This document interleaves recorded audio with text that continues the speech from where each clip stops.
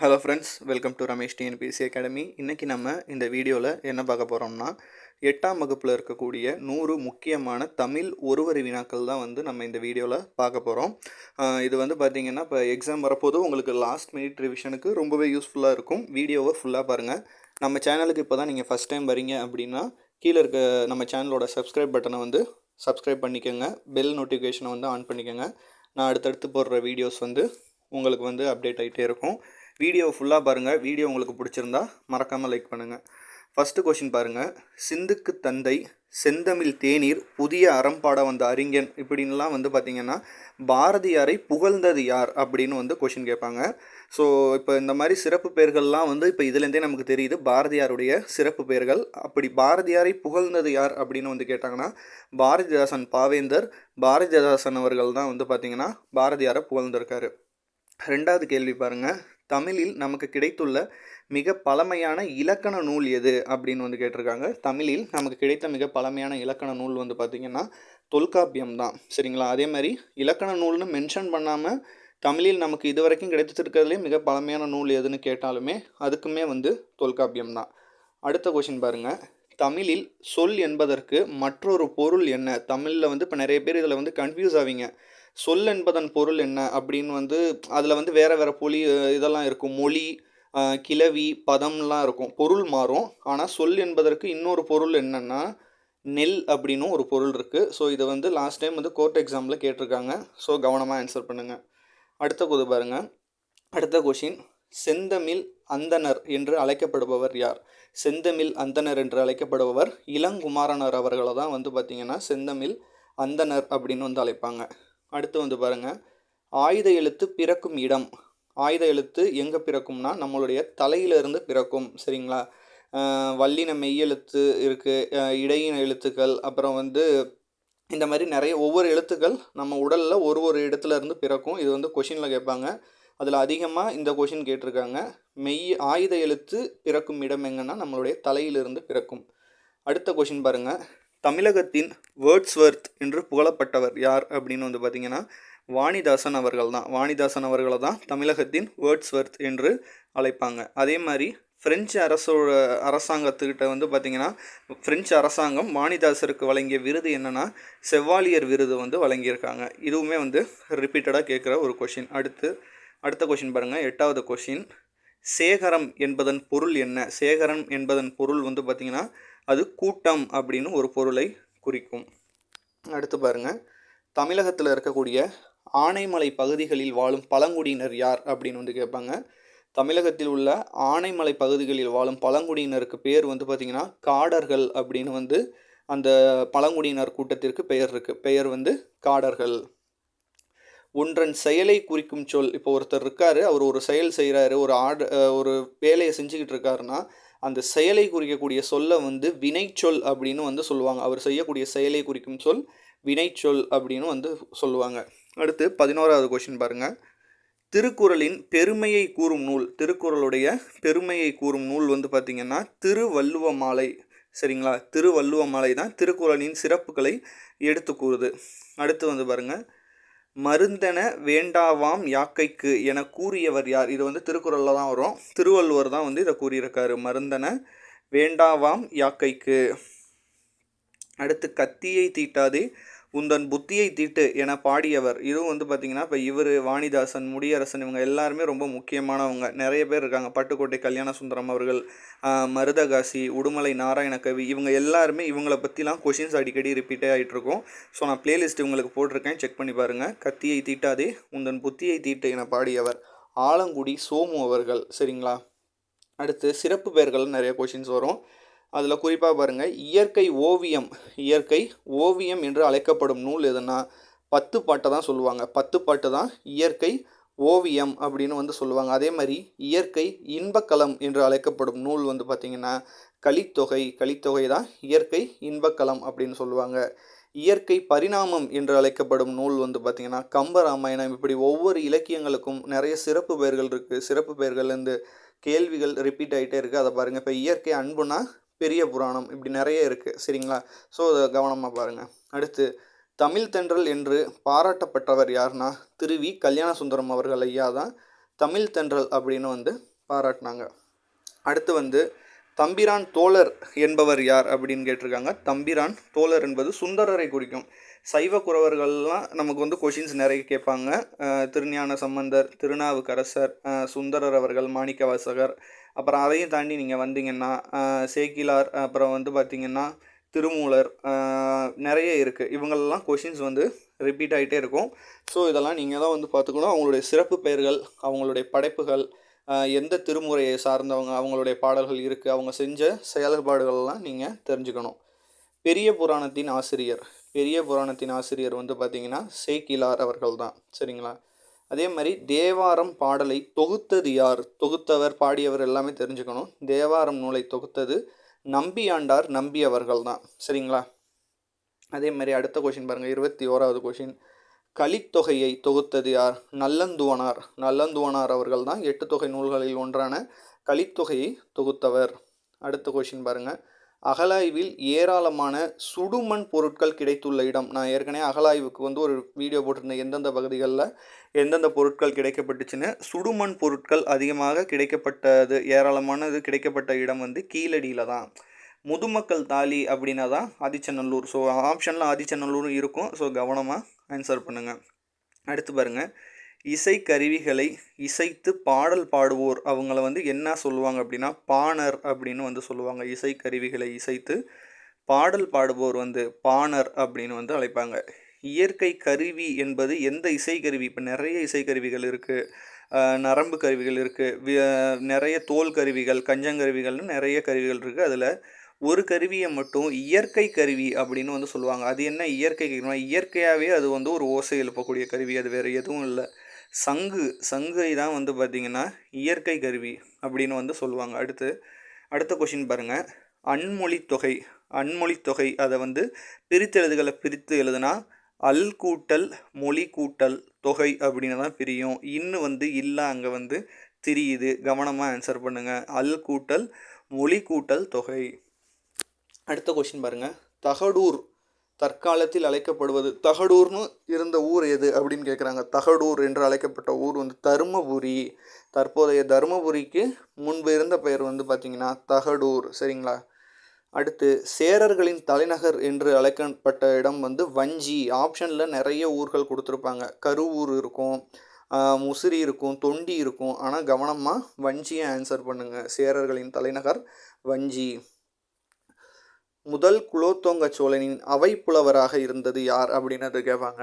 இல்லை இப்படி கொஷினை மாற்றி கேட்கலாம், ஜெயங்கொண்டார் யாருடைய அவை புலவராக, யாருடைய அவையில் அவை புலவராக இருந்தார்னு கொஷின் வரும். முதலாம் குலோத்துங்கனின் அவை புலவராக இருந்தவர் தான் ஜெயங்கொண்டார் அவர்கள். ஸோ கொஷின் சில டேட்டாஸை ரிவர்ஸில் கேட்கறதுக்கான வாய்ப்புகள் இருக்குது.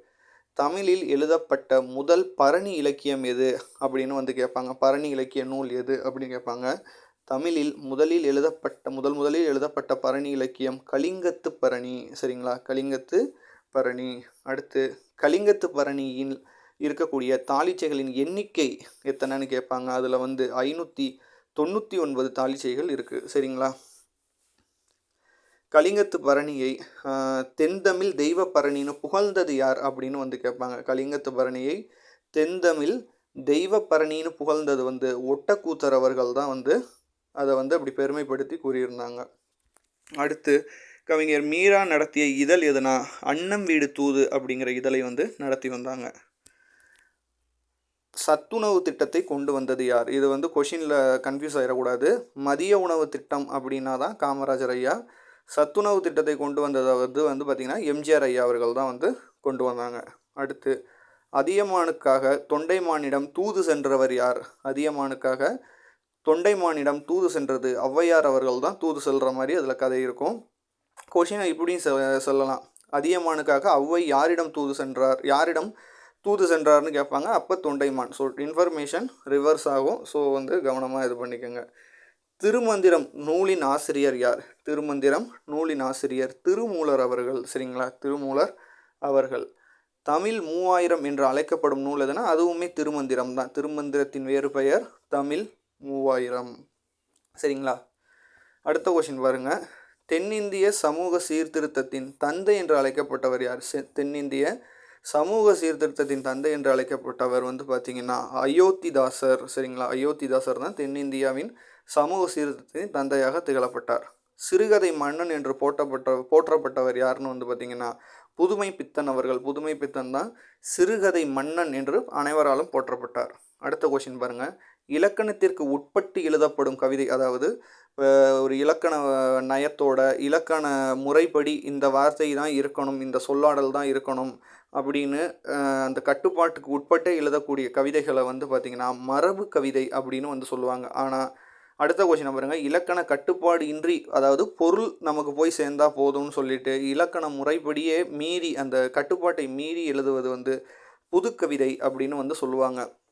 ஸோ இந்த ரெண்டுலேயுமே வந்து நிறைய கவிஞர்கள் வருவாங்க. இதுலேருந்து கொஷின்ஸ் கண்டிப்பாக வரும். மரபு கவிதை, புது கவிதை வந்து நிறைய கொஷின்ஸ் வரும். ஸோ அதுக்கு நான் பிளேலிஸ்ட் போட்டிருக்கேன், செக் பண்ணுங்கள். அடுத்து பாருங்கள். ஒவ்வொரு பாவகைக்கு ஒரு ஓசை இருக்குது. ஸோ அதை வச்சு தான் அந்த 41வது கொஷின் வந்திருக்கு.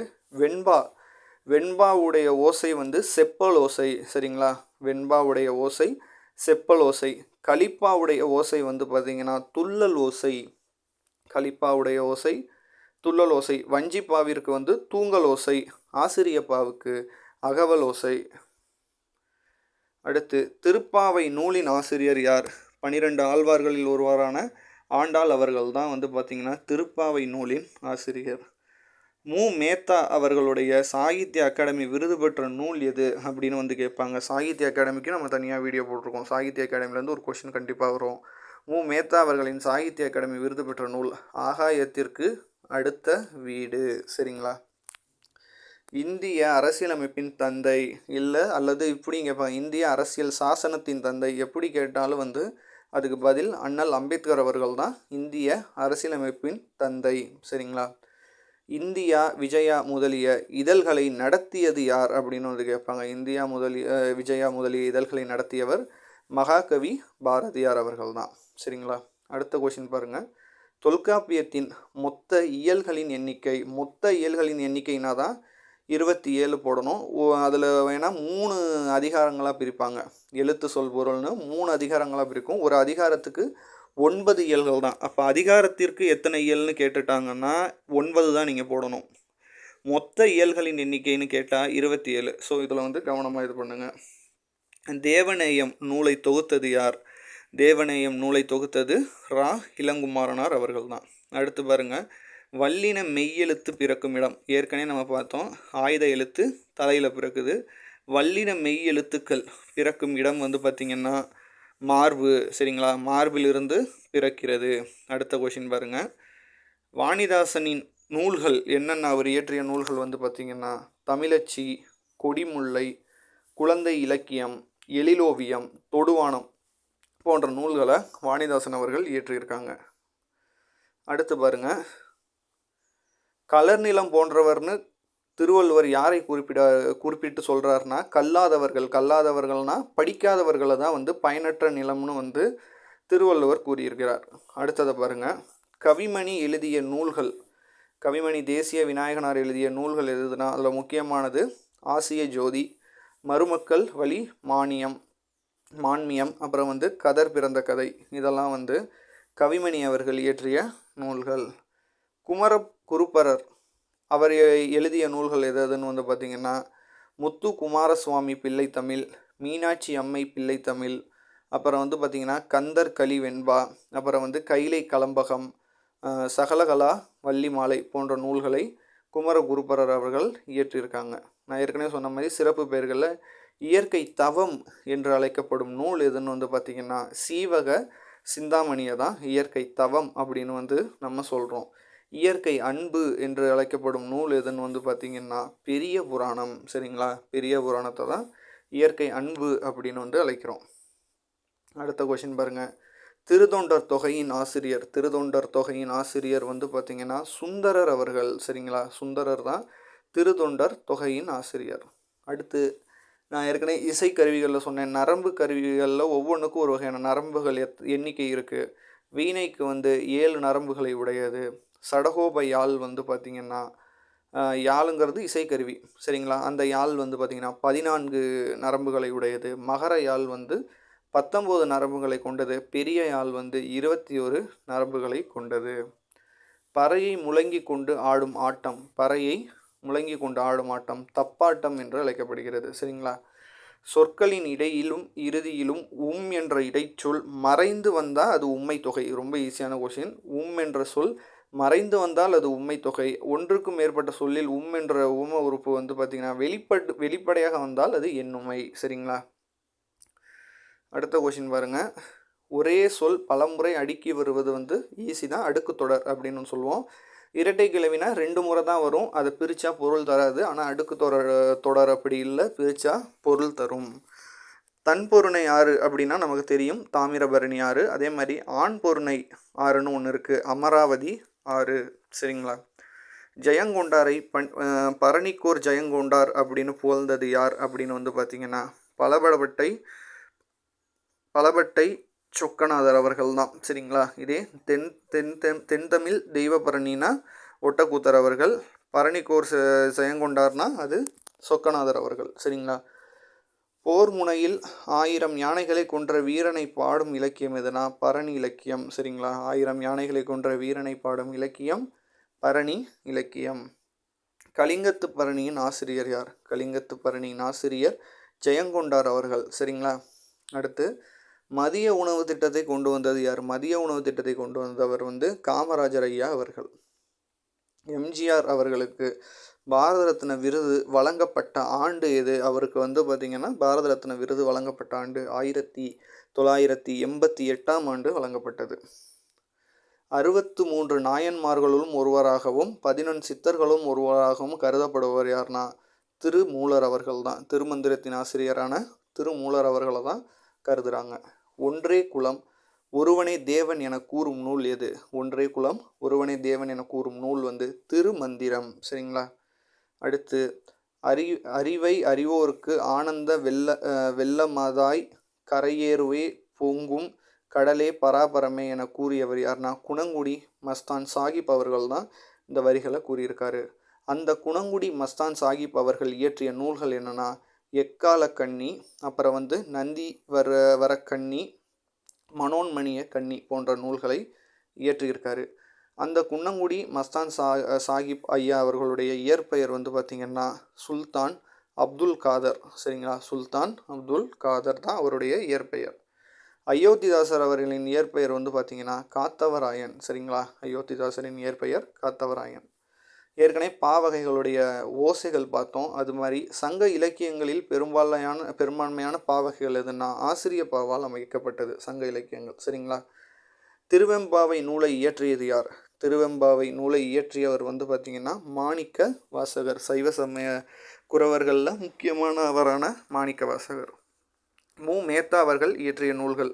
இவருடைய சாகித்ய அகாடமி விருது வாங்கின நூல் ஏற்கனவே பார்த்தோம், ஆகாயத்திற்கு அடுத்த வீடு. இவர் இயற்றிய மற்ற நூல்கள் வந்து சோழ நிலா, மகுட நிலா, கண்ணீர் பூக்கள், ஊர்வலம் போன்ற நூல்களை இவர் இயற்றியிருக்காரு.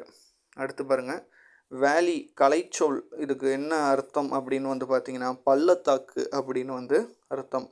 வவ்வலுக்கு அதே மாதிரி கலைச்சொல் உயிரெழுத்து அப்படின்னு வந்து சொல்லுவாங்க. நோய்க்கு முதன்மையான காரணம் நிறைய இருக்குது. நிறைய பேர் சர்க்கரைம்பிங்க, எண்ணெய்ம்பிங்க. ஆனால் நோய்க்கு முதன்மையான காரணம் உப்பு அப்படின்னு வந்து புத்தகங்களில் கொடுத்துருக்காங்க. நிலம், தீ, நீர், வலி, விசும்பொடும் 5ம் கலந்த மயக்கம் உலகம் ஆதனின் அப்படின்னு வந்து கூறியவர் யார் அப்படின்னு வந்து பார்த்திங்கன்னா தொல்காப்பியர். இது கூறிய நூல் வந்து தொல்காப்பியம். சரிங்களா? இங்கே இருக்குது பாருங்கள், தொல்காப்பியத்தின் அதிகாரங்கள் ஏற்கனவே சொன்னேன், 3 அதிகாரங்கள். எழுத்து, சொல், பொருள் அப்படின்னு தொல்காப்பியத்தை 3 அதிகாரங்களாக பிரிக்கிறாங்க. அடுத்த கொஷின் பாருங்கள், ஓரெழுத்து ஒரு மொழியில் வரும் குறில் எழுத்துக்கள். ஓரெழுத்து ஒரு மொழியில் வந்து பார்த்திங்கன்னா மொத்தம் 42 எழுத்துக்கள் இருக்குது. அதில் 2 தான் குறில் எழுத்து, ஒன்று நோ, இன்னொன்று தூ.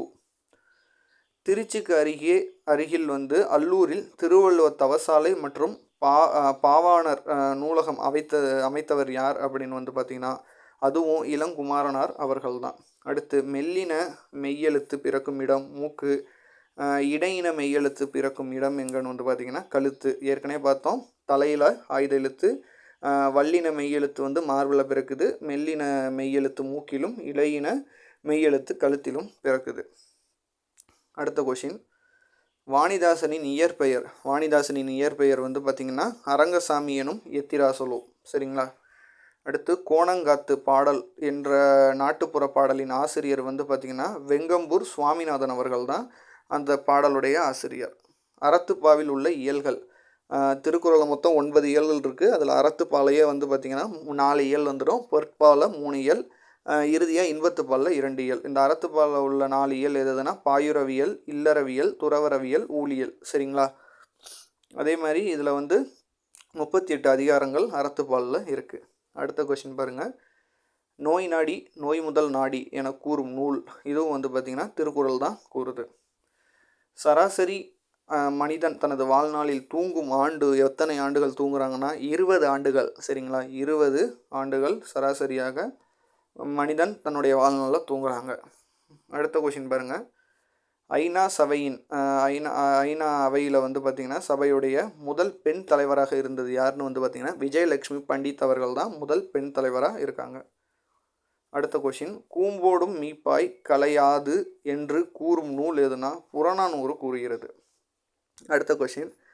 தமிழ்நாட்டின் மாநில மரம்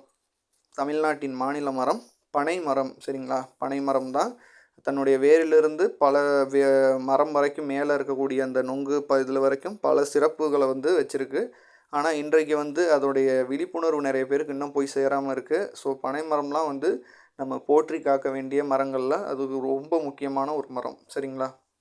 ஒன்றனோடு ஒன்று மோதி இசைக்கப்படும் கருவிகளை என்ன கருவின்னு சொல்லுவாங்கன்னா கஞ்சங்கருவிகள் அப்படின்னு வந்து சொல்லுவாங்க. கஞ்சங்கருவிகள்னு சொல்லுவாங்க. தோல் கருவி, நரம்பு கருவி, காற்று கருவின்லாம் இருக்குது. அதில் இறுதியாக ஒன்றோடு ஒன்று மோதி இசையை உருவாக்கும் கருவிகளை வந்து கஞ்சங்கருவிகள் அப்படின்னு வந்து சொல்லுவாங்க. அடுத்த கொஷின். வன்புகழ் மூவர் தன்பொழில் வனப்பு என்று கூறும் நூல் எதுன்னு வந்து பார்த்திங்கன்னா தொல்காப்பியத்தில் இந்த மேற்கோள்கள் இடம்பெற்றிருக்கு. அடுத்து ஒவ்வொரு ஊருக்கும் ஒரு சிறப்பு பெயர்கள் இருக்கும். அது மாதிரி பின்னலாடை நகரம் அப்படின்னு வந்து பின்னலாடை நகரமாக இருப்பது எதுனா தமிழ்நாட்டில் உள்ள திருப்பூர் தான் பின்னலாடை நகரமாக திகழ்கிறது. அடுத்த கொஷின் பாருங்கள். விற்கொடி, இதை வந்து பிரித்தெழுதுனா வில் கூட்டல் கொடி என்று பிரியும். அடுத்த கொஷின். எம்ஜிஆர் அவர்களால் தோற்றுவிக்கப்பட்ட தமிழ் பல்கலைக்கழகம் உள்ள இடம் எங்கே தமிழ்நாட்டில்னு வந்து பார்த்திங்கன்னா தஞ்சாவூரில் இருக்குது. திருமுறைகளின் எண்ணிக்கை, திருமுறைகள் வந்து பார்த்திங்கன்னா மொத்தம் 12 திருமுறைகள் இருக்குது. பாவகைகள் ஏற்கனவே பார்த்தோம். அதில் அறநூல்களுடைய பாவகைகள் பெரும்பாலும் வெண்பாக்களால் ஆனவை. இறுதியாக ஒரு கொஷின், 100வது கொஷின். அப்ஜெக்டிவ், இதை தமிழாக்கம் செய்தால் குறிக்கோள் அப்படின்னு வரும். ஸோ வீடியோவில் வந்து பார்த்திங்கன்னா நம்ம 8ஆம் வகுப்பில் இருக்கக்கூடிய 100 முக்கியமான கேள்விகள் பார்த்துட்டோம், ரிவிஷன் பண்ணிட்டோம் குயிக்காக. ஸோ இந்த வீடியோ உங்களுக்கு ரொம்பவே யூஸ்ஃபுல்லாக இருக்கும்னு நான் நம்புகிறேன். வீடியோ இறுதியில் உங்களுக்கு இதை நீங்கள் பார்த்து முடிச்சிட்டிங்க, உங்களுக்கு ஃபுல்லாக பிடிச்சிருச்சுன்னா லைக்கை போடுங்க. அதே மாதிரி உங்கள் ஃப்ரெண்ட்ஸுக்கும் ஷேர் பண்ணுங்கள். உங்களுக்கு வேறு ஏதாவது வீடியோஸ் வேணும்னா கமெண்ட் பண்ணுங்கள். அதுக்கான வீடியோஸை நான் மேக் பண்ணி போடுறேன். தொடர்ந்து பாருங்கள், தொடர்ந்து சப்போர்ட் பண்ணுங்கள். உன் உழைப்பே உன் உயர்வு. அடுத்த வீடியோவில் சந்திப்போம். Tata, bye bye.